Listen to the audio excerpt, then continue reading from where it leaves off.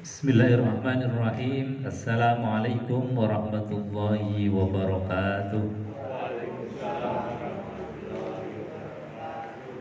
Bismillah biquwatillah wa bi nasrillah la hawla wa la quwwata illa billahil aliyyil azim.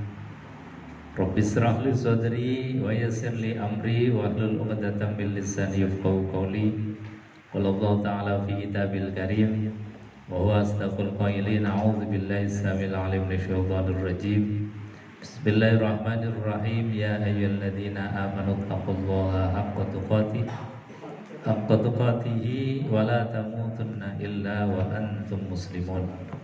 Shadaqallahul azim wa sadaqa rasuluhul karim wa nahnu ala dzalika minasyahidin walhamdulillahi rabbil alamin. Bapak Ibu hadirin jamaah pengajian Kamis pagi Yayasan Rumah Quran Semarang yang dimuliakan Allah Subhanahu wa taala. Alhamdulillah, pagi hari ini kita ditakdir kembali oleh Allah Subhanahu wa taala untuk melangkahkan kaki menuju tempat yang mulia dalam rangka melihat sendiri Al-Mu'jizul Munazzal, yaitu mukjizat yang Allah turunkan kepada baginda Rasulullah sallallahu alaihi wasallam. Jadi ketika kita membaca Quran, mengkaji Quran, itu sama ketika kita nonton mukjizat tongkatnya Nabi Musa. Ketika kita membaca Al-Quran, itu sama ketika melihat baginda Nabiullah Ibrahim itu berada di tengah-tengah api kemudian tidak terbakar. Ketika kita membaca Quran, sama artinya ketika Nabi Soleh itu mengeluarkan onta dari dalam batu yang besar, atau ketika Nabiullah Musa alaihissalam itu nutuki batu, kemudian dari batu yang ditutup pakai tongkatnya beliau keluar sumber mata air, atau ketika baginda Rasulullah SAW waktu membelah bulan, atau ketika jari-jari beliau keluar air yang dibutuhkan oleh para sahabat. Artinya saat ini Bapak Ibu, kita diajak untuk melihat Al-Mu'jizul Munazzalu 'alan Nabi sallallahu alaihi wasallam, yaitu mukjizat yang diturunkan Allah Subhanahu wa taala kepada baginda Rasulullah, yaitu Al-Qur'anul Karim. Artinya begitu beruntungnya kita melihat huruf-huruf ayat-ayat yang menjadi mukjizatnya Allah Subhanahu wa taala. Dan kita nggak usah minta lagi untuk melihat mukjizat tongkatnya Nabi Musa ditutup kemudian keluar air atau membelah lautan dan lain sebagainya. Cukup dengan kita membaca Al-Quran, kemukjizatannya itu luar biasa. Dari segi gramatika, dari segi keindahan kalimat rangkaian-rangkaiannya, dan juga isi yang terkandung di dalam Al-Quran itu luar biasa. Maka kemudian kalau zaman dulu orang diperlihatkan mukjizat, itu pilihannya dua, mendustakan atau mengimani. Ketika zaman dulu diperlihatkan secara jelas, kemudian mendustakan padahal sudah cetol welo-welo, maka disebutkan di dalam ayat yang kemarin, itu fafariqan kazzabtum wa fariqan taqtulun. Sebagian mereka diperlihatkan oleh Allah ayat-ayatnya, mukjizatnya, itu mendustakan. Maka konsekuensi dari mendustakan ayat Allah, mendustakan al-mukjizat, itu kemudian diturunkan bala oleh Allah Subhanahu wa taala. Bahkan kemudian banyak yang dibinasakan. Nauzubillah summa nauzubillah. Atau ketika diperlihatkan oleh Allah mukjizat, ziyadatul iman, tambah imannya. Nah, ini harapan kita. Kita baca Quran, mempelajari Quran, tambah senang, tambah gembira, tambah yakin, tambah iman. Ini adalah harapan kita, ini adalah niatan kita. Agar apa? Kita dimasukkan ke dalam min jumlatil mukminin, golongan orang-orang yang beriman. Makanya niatan kita adalah niat thalabul ilm, untuk mendapatkan ilmu yang bermanfaat, mendapatkan iman yang tambah, sehingga kita mendapatkan apa yang dijanjikan oleh Allah Subhanahu wa taala, Iqra'ul Qur'an fa innahu ya'ti yaumal qiyamah syafi'an li ashabi. Bacalah Al-Qur'an, karena Quran nanti di hari kiamat akan datang tergopoh-gopoh untuk menolong siapapun yang lisannya itu ada Al-Quran, yang kerongkongannya ada Al-Quran, yang hatinya ada Al-Quran, akan ditolong oleh Al-Quran. Bapak Ibu hadirin jemaah yang dimuliakan Allah Subhanahu wa taala. Kita lanjutkan kajian tafsir Al-Quran, sudah sampai ayat 88 dari surat Al-Baqarah. Di ayat yang kemarin itu sudah disampaikan tentang kaum Bani Israel yang diberikan oleh Allah banyak kitab, diberikan oleh Allah banyak nabi, tetapi sifat dan karakter mereka itu memang karakter berengkel. Berengkel ini apa? Ngengkel. Orang yang susah untuk diatur, susah untuk diberikan nasihat. Ini memang karakternya dari dulu begitu. Jadi merasa dirinya lebih, merasa dirinya kemudian punya banyak kelebihan, kemuliaan, sehingga sifat sombongnya itu dominan. Makanya berengkel, orangnya susah diatur. Maka disebutkan oleh Allah, fa fariqan kadzabtum wa fariqan taqtulun. Sebagian nabi yang diturunkan kepada mereka itu didustakan, sebagiannya lagi dibunuh oleh mereka. Ini nabi aja dibunuh. Makanya memandang orang-orang Palestina ya kayaknya gampang saja kalau bunuh mereka. Untungnya kemudian dunia itu bersuara. Andai kata dunia nggak bersuara, mungkin sudah habis itu Palestina. Untungnya saja kaum muslimin masih ada suara, dunia masih suara. Sehingga apa? Ada perhatian. Minimal kayak Om Putin saja kan ikut-ikutan, jadi lumayan bisa meredam. Meskipun mereka mungkin tidak seakidah, tetapi dunia itu bersuara sehingga bisa meredam. Andai kata dunia itu tidak bersuara, termasuk kita di Indonesia tidak bersuara, tidak mendoakan, mungkin ya Palestina sudah habis karena keangkuhan dan kecongkakan mereka. Ini memang sudah nas dari Quran. Makanya kita harus berhati-hati satu padu membela saudara kita, karena bagaimanapun juga orang yang sudah melafalkan kalimat la ilaha illallah Muhammadur Rasulullah, meskipun mereka itu jauh dari tempat kita, itu mereka saudara-saudara kita di Palestina, tetapi kata Rasulullah SAW, al-muslimu akhul muslim. Orang yang sudah mengucapkan syahadat asyhadu an la ilaha illallah itu adalah saudara kita. Artinya saudara itu ketika mereka dalam keadaan susah, ya kita ada keprihatinan, kesusahan. Ketika mereka dalam keadaan tertekan, kita juga pengennya membantu dan lain sebagainya. Nah, ini bagian dari empati yang harus kita bangun, karena apa? Mereka itu adalah bagian dari saudara kita. Bapak Ibu hadirin jamaah yang dimuliakan Allah Subhanahu wa taala. Di ayat yang ke-88 mereka mengatakan wa qalu qulubuna ghulf. Wa qalu, dan mereka berkata, qulubuna, hati kami, ghulf, dalam keadaan tertutup dari apa yang disampaikan oleh para nabi. Jadi mereka sudah memang menutup diri dari kebenaran. Ini yang sebetulnya yang disebut sebagai kafir hakiki.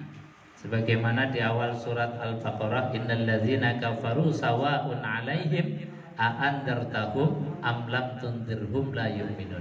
Dikasih nasihat, dikasih pengetahuan, dikasih masukan, tidak ada bedanya. Jadi mereka tetap dalam kekafiran. Bala'anahumullahu bikufrihim. Bahkan Allah itu melaknat bikufrihim sebab kekufuran mereka.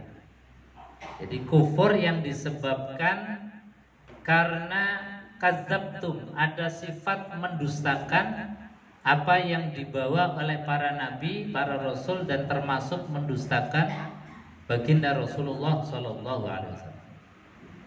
Nah, kalimat bikufrihim ini sebetulnya merupakan kunci, termasuk kunci mutafarriq, pembeda antara ahli sunnah wal jamaah dengan yang murji'ah atau khawarij. Itu bedanya letaknya di pemahaman tentang makna kafir. Kalau orang-orang khawarij ini memandang siapapun yang terlibat di dalam dosa, baik kecil maupun besar, ini bisa dihukumi sebagai kafir. Makanya golongan mereka itu mudah sekali kemudian memberikan stempel kafir. Goro-goro masalah misalnya pemahaman bid'ah saja, itu bisa distempel dengan kafir, dengan alasan bahwasanya baginda Rasulullah sallallahu alaihi wasallam bersabda, kullu bid'atin dhalalah wa kullu dhalalah finnar. Ini kemudian menjadikan stempel mereka. Makanya di dalam pemahaman ahlu sunnah wal jamaah itu kafir itu bukan serta-merta orang yang kemudian dosa terus langsung distempel kafir, tidak.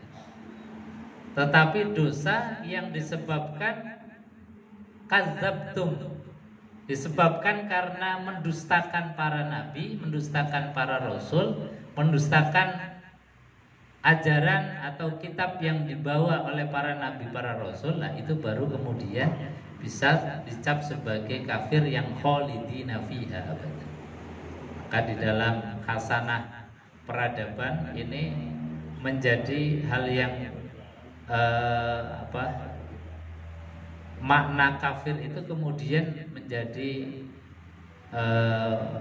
politik, bahasa politik, sehingga orang-orang yang kemudian memahami bahwasanya orang yang berdosa itu semuanya itu menjadi kafir, ini menjadi susah. Karena apa? Karena tidak ada orang yang lepas daripada sifat dosa. Kadang kita bermaksiat, berdosa, itu sebagai hal yang memang manusiawi. Makanya Allah Subhanahu wa taala memberikan berbagai macam piranti, sarana untuk menjadi kafarat. Menjadi kafarat. Karena apa? Karena manusia itu pada hakikatnya tidak bisa lepas daripada masalah dosa. Dosa yang sifatnya basyariah, dosa yang sifatnya basyariah. Makanya baginda Rasulullah sallallahu alaihi wasallam itu mengatakan bahwasanya orang yang baik bukanlah orang yang tidak punya dosa, tetapi orang yang baik itu adalah orang yang ketika dia itu berdosa kemudian sadar bahwa yang dilakukannya adalah dosa, kemudian apa? Tubu ilallahi taubatan nasuha, bertobat. Ini baru namanya orang baik. Sebab kalau ukurannya orang baik itu orang yang tidak punya dosa, ini rasanya tidak mungkin. Kecuali baginda Rasulullah SAW yang didesain memang maksum, yang memang dijauhkan dari perkara-perkara yang menyebabkan dosa. Nah, ini baru Rasulullah terbebas daripada dosa. Tapi kalau kita rasanya tidak ada yang bisa terbebas dari dosa. Makanya Rasulullah mengatakan standar orang baik bukannya orang yang tidak punya dosa, tetapi ketika dia punya dosa, kesadaran untuk bertobat kepada Allah Subhanahu wa taala. Maka dalam hadis yang lain Nabi mengatakan la saghair ma'al istimrar. Tidak ada dosa kecil kalau dia nggak sadar, kemudian numpuk terus. Kalau kecil numpuk jadinya besar. Wala kabair ma'al istighfar, dan tidak ada dosa besar kalau dalam diri kita itu punya kesadaran, ya Allah ini salah. Saya sebetulnya nggak pengen untuk melakukan kesalahan ini, kok ya dilalah keseleo salah. Orang yang punya kesadaran ini kemudian diikuti wa'at bi'is sayyi'atal hasanah. Ketika melakukan satu kejelekan langsung diikuti dengan kebaikan. Istighfar, tobat kepada Allah. Maka meskipun dosanya itu menggunung, kata Rasulullah SAW, dosanya yang dilakukan meskipun itu adalah dosa besar, kalau dikikis dengan istighfar maka dia pasti akan menjadi hilang. Maka Nabi SAW itu ngasih resep terapi untuk bagaimana mengikis dosa. Di antaranya adalah dalam kitab Bulughul Maram misalnya ada af'aliyah dan doa yang maksur. Maksur itu langsung diajarkan oleh baginda Rasulullah SAW. Kata Rasulullah SAW, mangqala ayatul kursi, barang siapa yang mengucapkan, membaca zikir ayat kursi, Allahu la ilaha illa huwal hayyul qayyum la ta'khudhu sinatu wa la naum lahu ma fis samawati wa ma fil ard man dzalladzi yashfa'u indahu illa bi idznihi ya'lamu ma baina aydihim wa ma khalfahum wa la yuhituna bi syai'in min 'ilmihi illa bima syaa wasi'a kursiyyus samawati wal ard wa la ya'uduhu hifdzuhuma wa huwal 'aliyyul 'azim. Kata Nabi, barang siapa yang habis sholat fardu kemudian membaca ayat kursi, atau dalam hadis lain dalam keadaan apapun suka membaca ayat kursi, termasuk ketika kita mau tidur. Itu zikirnya Rasulullah, termasuk adalah zikir membaca ayat kursi ketika mau tidur. Kata Rasulullah SAW, orang yang membiasakan membaca ayat kursi maka akan diberikan oleh Allah Subhanahu wa taala pengampunan dosa, kafarat. Meskipun kita punya dosa misla zabadil bahr, meskipun dosa kita itu bagaikan buih yang ada di lautan, meskipun dosa kita itu banyaknya seperti pasir yang ada di pantai, yang tidak terhitung jumlahnya, yang begitu banyak, tetapi kalau kita kikis tiap hari, tiap saat, tiap habis sholat membaca ayat kursi, maka itu dosa akan terkikis. Nah, ini diantara terapinya, terapi doa dengan kita mengucapkan kalimat ayat kursi. Ya, tentu di samping kita melafalkan, kita juga memaknai apa yang kita baca. Allahu la ilaha illa huwal hayyul qayyum la ta'khudhuhu sinatu wa la naum lahu ma fis samawati wa ma fil ardh. Itu di ayat kursi. Ayat kursi ini ayat yang dimana di dalamnya hanya memuji-muji Allah Subhanahu wa taala. Jadi isinya hanya mensifati Allah.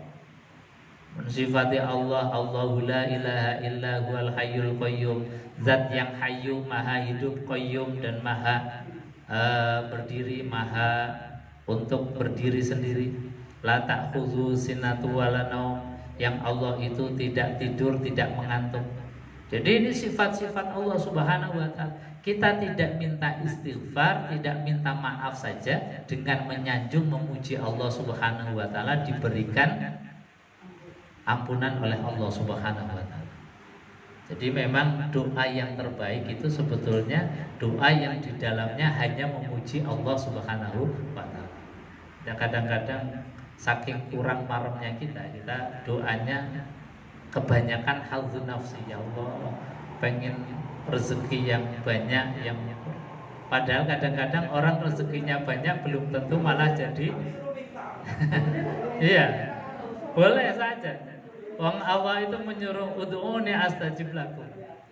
Mintalah maka pasti akan aku beri. Tapi ketika minta itu sifatnya hadzun nafsi.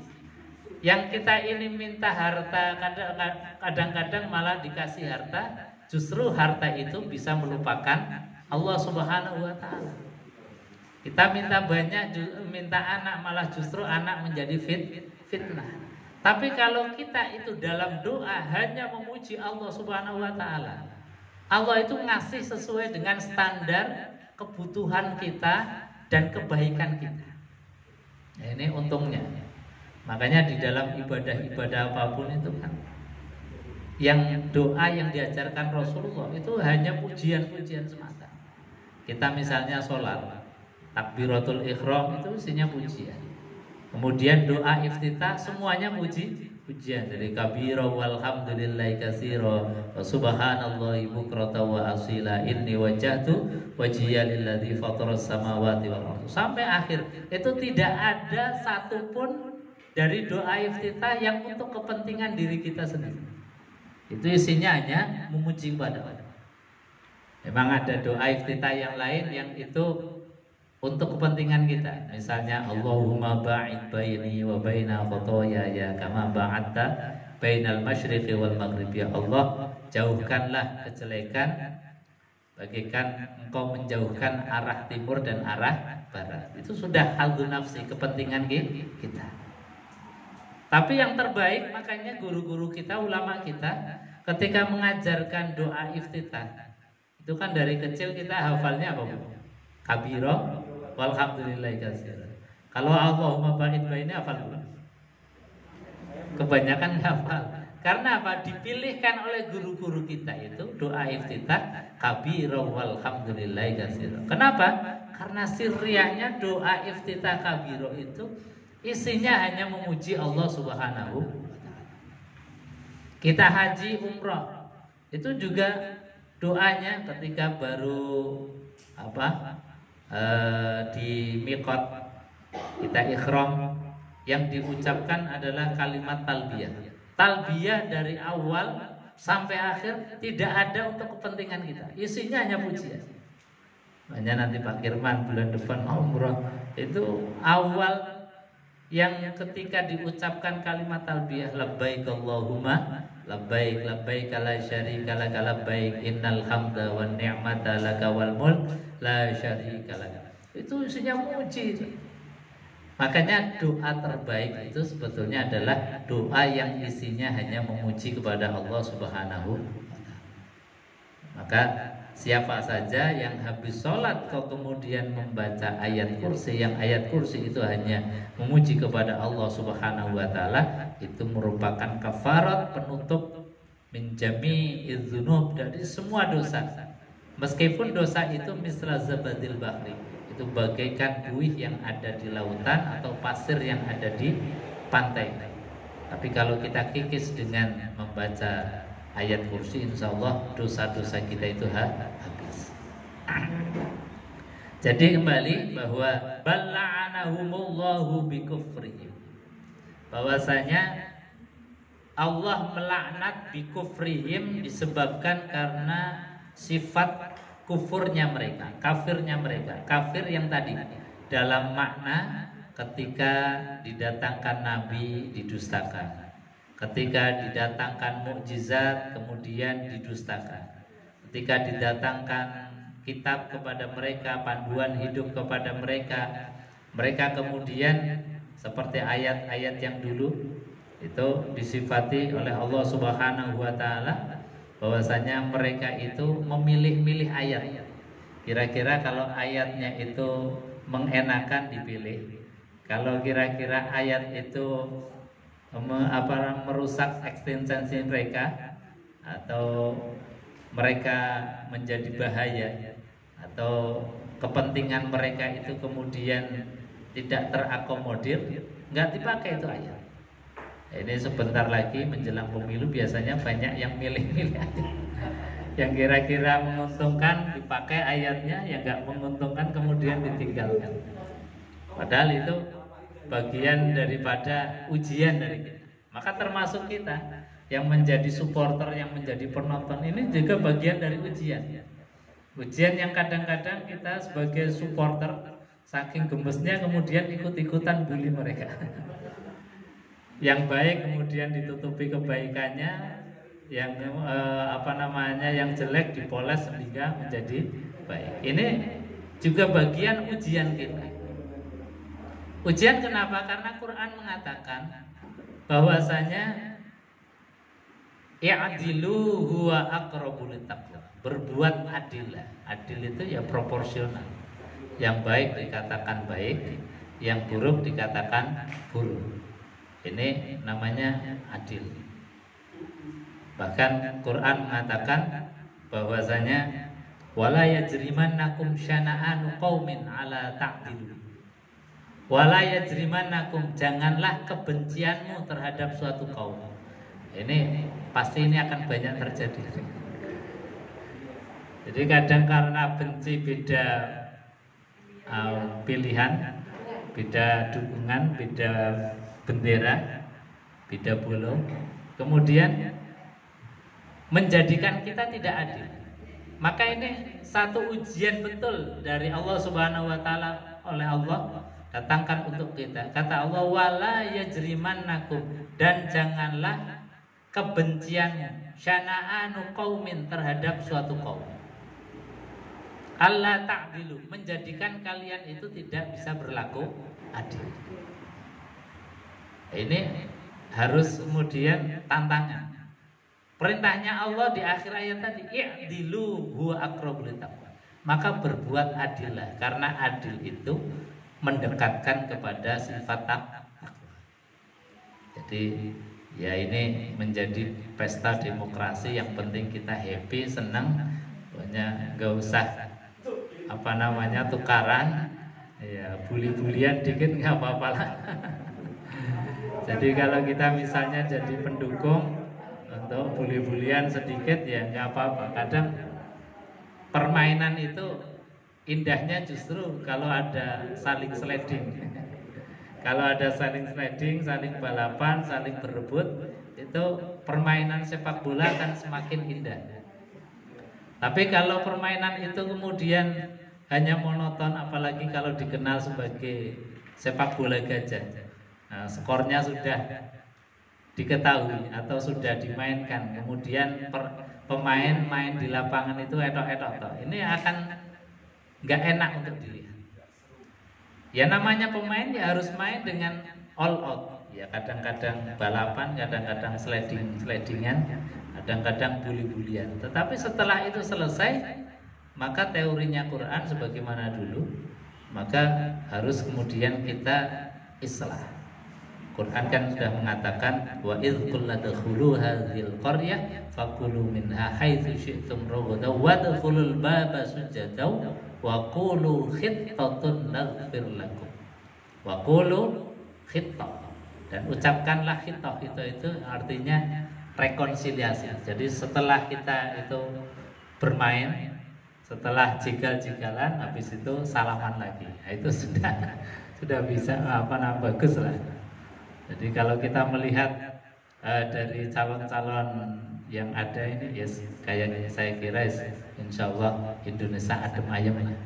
Nanti bulian sedikit nggak apa-apa di medsos, di WhatsApp, supaya rame dan menandakan bahwa kita itu masih hidup, kata Pak Dwi. Jadi kalau kita ini bisa bulian di WhatsApp, ini itu menandakan bahwa kita masih hidup. Bapak Ibu hadirin jemaah yang dimuliakan Allah Subhanahu wa taala.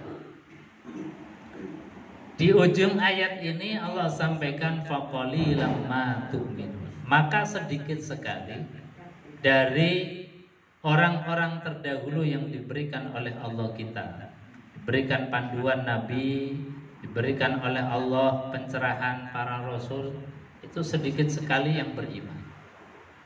Nah, untungnya kita sebagai umat baginda Rasulullah SAW yang meskipun sudah tidak ditunggui oleh beliau, tidak bersama beliau, tidak sezaman dengan beliau, tapi kita masih mengimani apa yang menjadi isi Al-Quran. Al-Quran kita disuruh untuk sholat, alhamdulillah kita sholat. Al-Quran memerintahkan kita zakat, alhamdulillah kita zakat. Al-Quran memerintahkan kita puasa, alhamdulillah kita puasa. Al-Quran memerintahkan haji, bagi yang mampu kita juga haji. Ini sudah luar biasa. Padahal rentang waktu kita dengan baginda Rasulullah SAW sudah melebihi dari 1400 tahun. Makanya Rasulullah SAW itu benar-benar mengapresiasi orang yang tidak sezaman dengan beliau, tapi percaya terhadap apa yang dibawa oleh beliau.